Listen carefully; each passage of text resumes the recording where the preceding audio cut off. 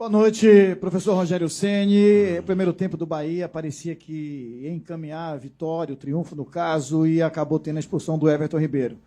Eu queria que você falasse para a gente como é que você viu essa expulsão, se foi o fator determinante para o Bahia recuar tanto e acabar sofrendo empate no final do jogo. Boa noite. Quando você tem um jogador a menos, é natural que você se defenda um pouco mais, recue um pouco mais. O Corinthians é um time que tem qualidade para construção de jogo. Se você quiser marcar eles lá em cima com um a menos, provavelmente você vai sofrer gols. Mas acho que nós nos fechamos bem, ficamos um 5-3-1 e não cedemos quase oportunidade de gol para o Corinthians. O Everton, eu acho que na passada, sem querer, ele acaba correndo e pisando, mas não foi um lance intencional. Mas o árbitro não tem como interpretar de outra forma. Eu acho que a expulsão, o segundo cartão, ele foi justo, não tinha o que ser feito. É um lance passível de expulsão, mesmo ele não tendo a intenção de tocar no jogador. E o time se postou bem, eu acho que muito pelo contrário, com exceção do lance do gol, onde nós balançamos de uma maneira um pouquinho errada, mas é de se louvar a maneira com que todos se comportaram dentro de campo, de se elogiar a dedicação de todos eles, que o Corinthians praticamente não teve oportunidade de gol, não teve. Um ou outro errinho nosso ali de marcação, mas a doação de todos, a vontade de todos, o desejo de vencer. Eu acho que mesmo com 10 ainda tivemos oportunidade de sair em contra-ataques, de fazer uma boa escolha para matar o jogo. Tivemos uma maior expectativa de gol, tanto no segundo tempo, jogamos 45 minutos com um jogador a menos. Então, assim, eu acho que primeiro se destacar é a entrega de todos, a maneira como se comportaram dentro de campo, a luta, a dedicação de todos. Esse é o principal para mim. Boa noite, Rogério. O Bahia fez um belo jogo até o momento da expulsão, que é normal, óbvio. Mas o Bahia tem tido falhas no sistema defensivo, bolas aéreas, toma outro gol dessa forma e os gols perdidos. Com 1 minuto e meio, contei no segundo tempo, 2 grandes oportunidades. Uma do Lúcio e outra do Ademir.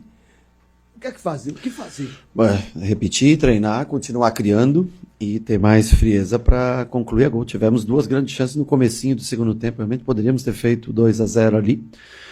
E com 1 a menos não é fácil. Nós colocamos um terceiro zagueiro para tentar defender um perímetro maior da área, porque eles já colocaram mais um 9, tinha mais o João Pedro, que era mais um zagueiro alto também, que tinha nas bolas paradas, que ia para a área. Defendemos bem.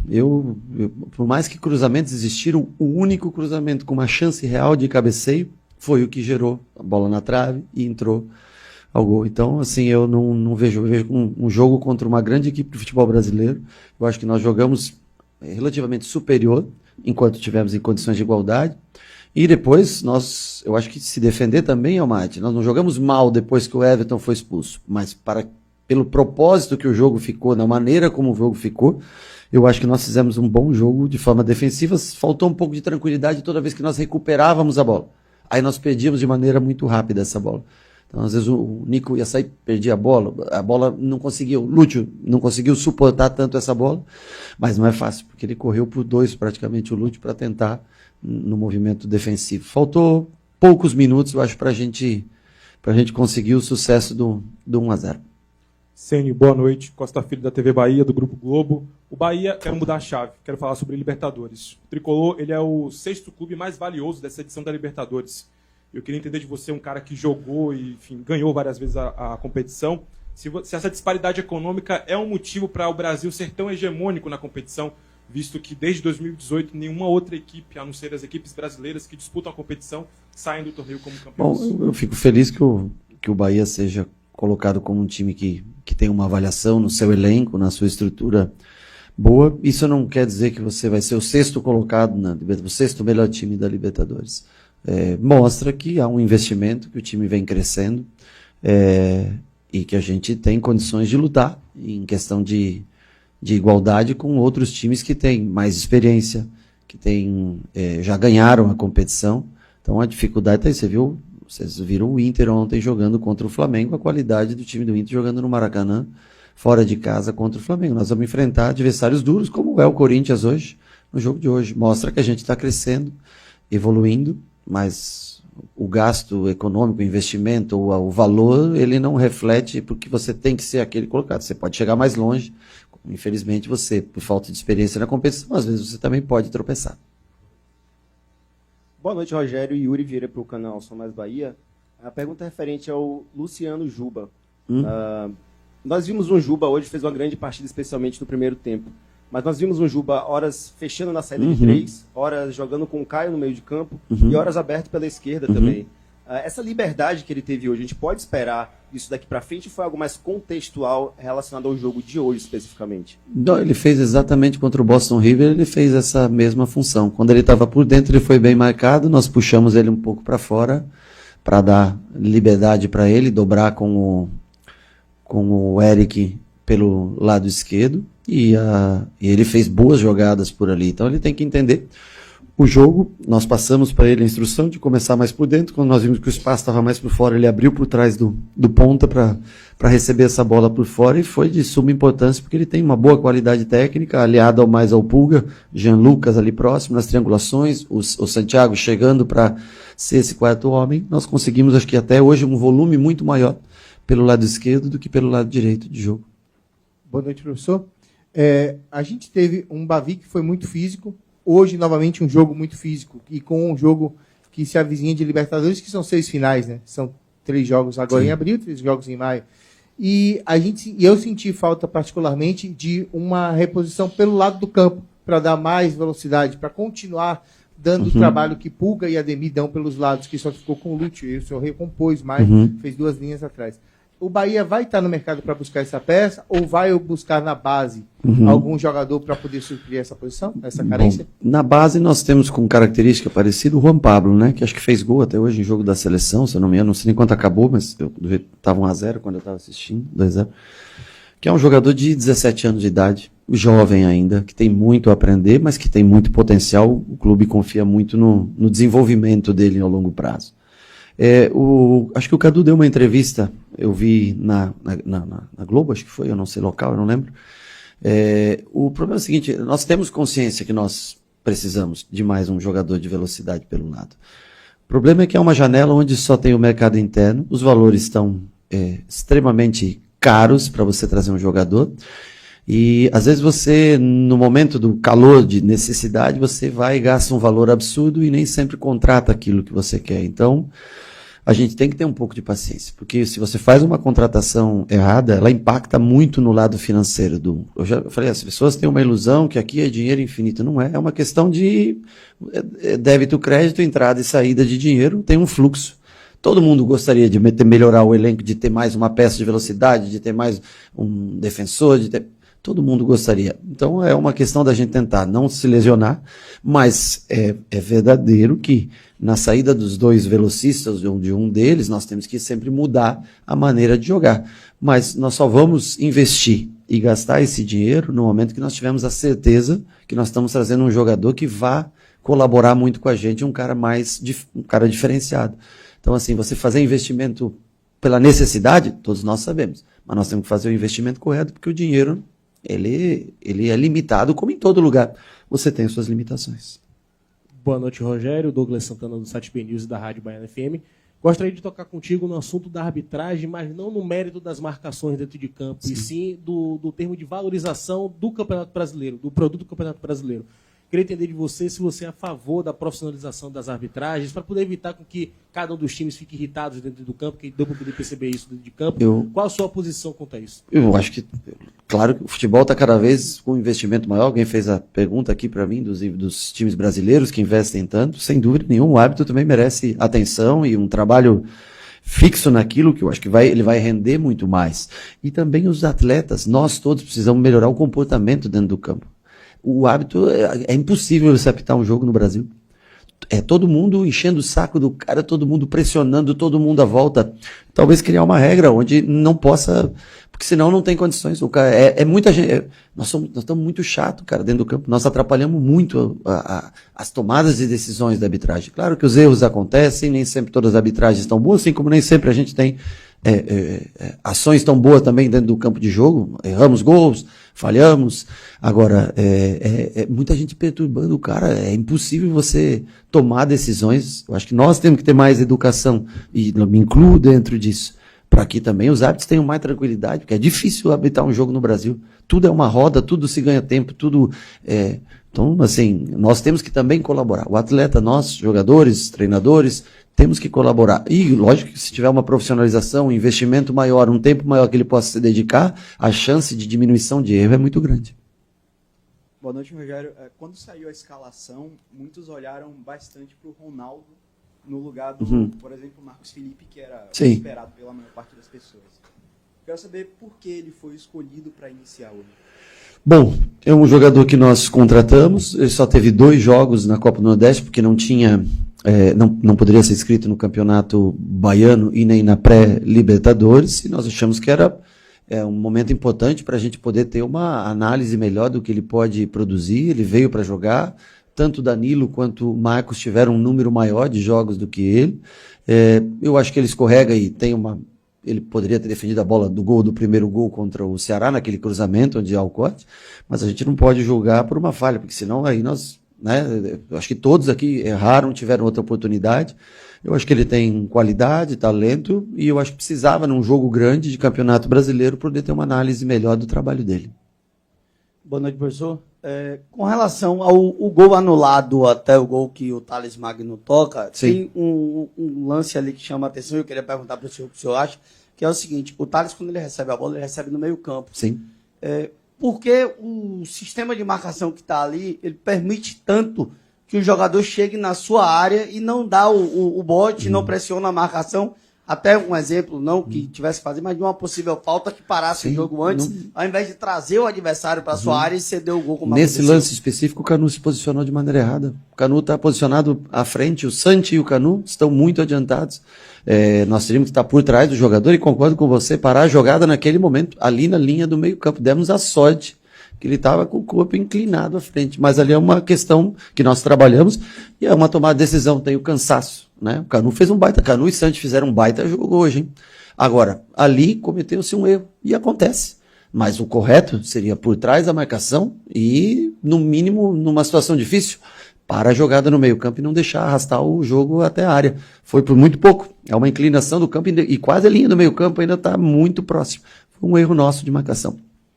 Boa noite, Rogério Ceni, Luno Santana, do portal Notícias no Ar, KS6 TV Web. O Bahia tem dificuldade, a gente percebe que, por conta das formações defensivas, na maioria das vezes, o Bahia não consegue quebrar essas linhas. E um recurso que é um fundamento básico do futebol, que é a questão dos chutes. A gente não vê, o Bahia não consegue criar esses espaços para chutar. Qual seria a solução para que esse tipo de aproveitamento pudesse ser feito por parte da equipe, já que é uma medida que pode definir uma partida? Também é uma das maneiras, né? Chutar bastante de fora da área. Você vê que contra o Ceará nós fizemos gols de fora da área, foi na rodada passada. Hoje o Caio chutou uma bola, por exemplo, só que é de esquerda, de fora da área. Então, às vezes, você não tem um bom posicionamento para fazer o arremate de fora da área. Então, o Juba, ele fez uma grande jogada indo para a linha de fundo, né? Se ele tivesse talvez chutado de fora da área, não teria o efeito necessário. Então, assim, é muito da questão, primeiro, de característica de cada jogador, e segundo, você tem que estar com o corpo bem alinhado para a bola bater no fundo, fazer a volta da bola para você executar essa finalização.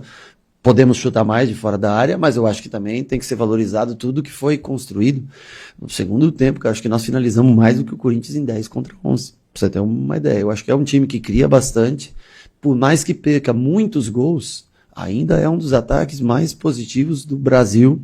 Então, assim, mas podemos, logicamente, melhorar nesse sentido. O Everton não tem como característica o chute fora da área. Caio Alexandre fez até gol contra o Fluminense, que foi fora da área, aqueles rebote escanteio, mas também não é o principal. O que tem é Jean Lucas, Eric, Nestor. São 3 jogadores que aí têm mais característica, mas podemos também criar oportunidades chutando de meia distância.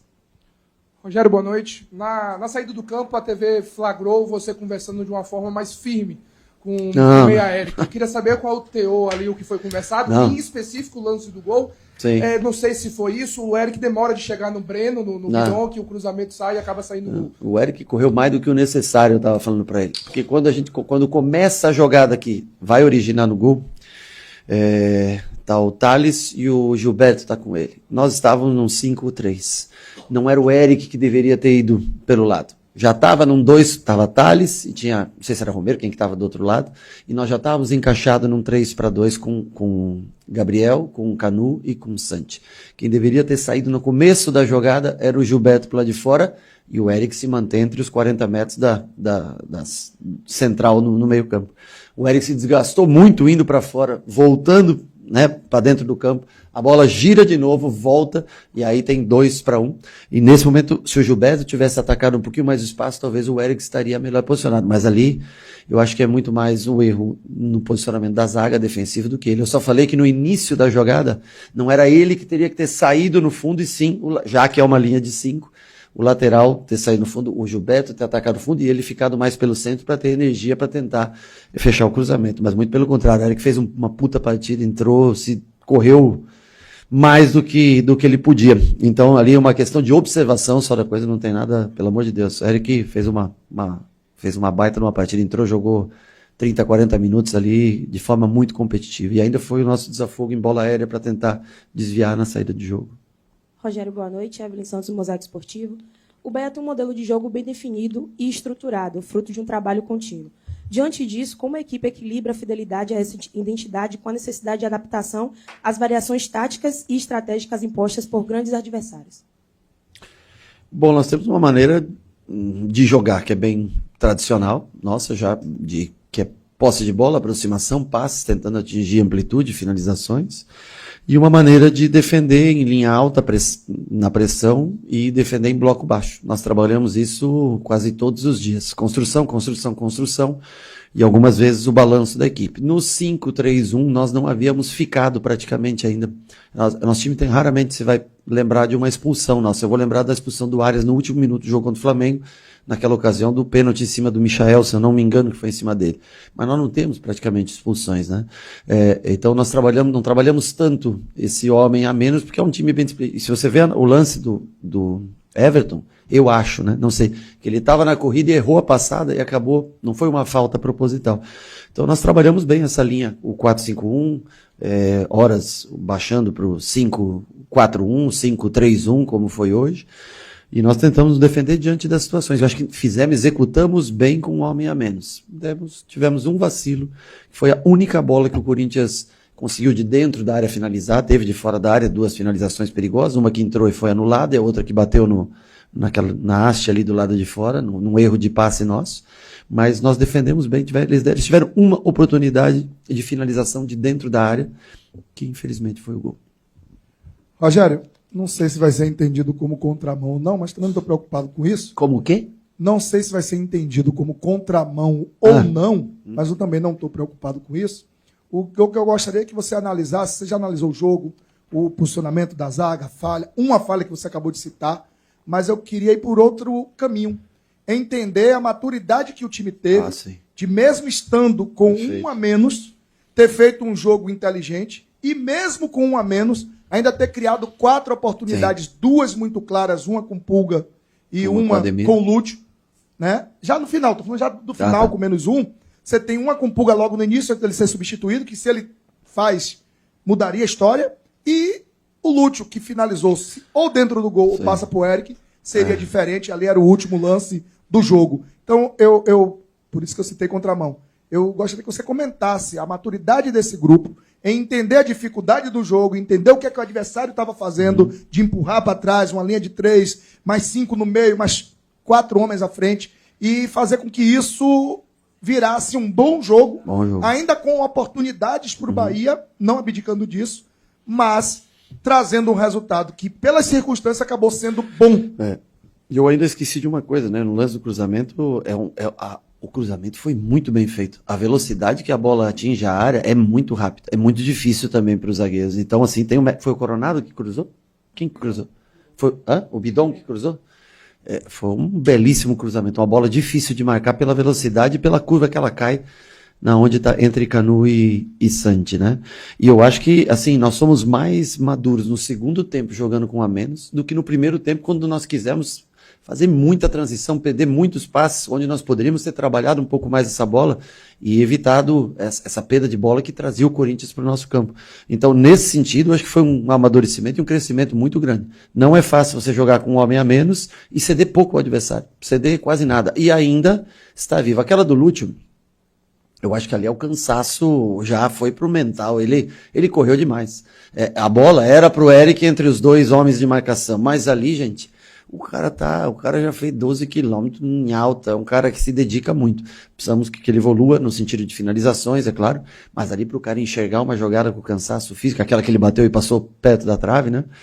A bola era no Eric, mas é muito difícil você exigir de um jogador que correu 90 e tantos minutos, mas eu acho que, como um todo, o sistema que nós usamos para neutralizar o Corinthians foi desvalorizar. Boa noite.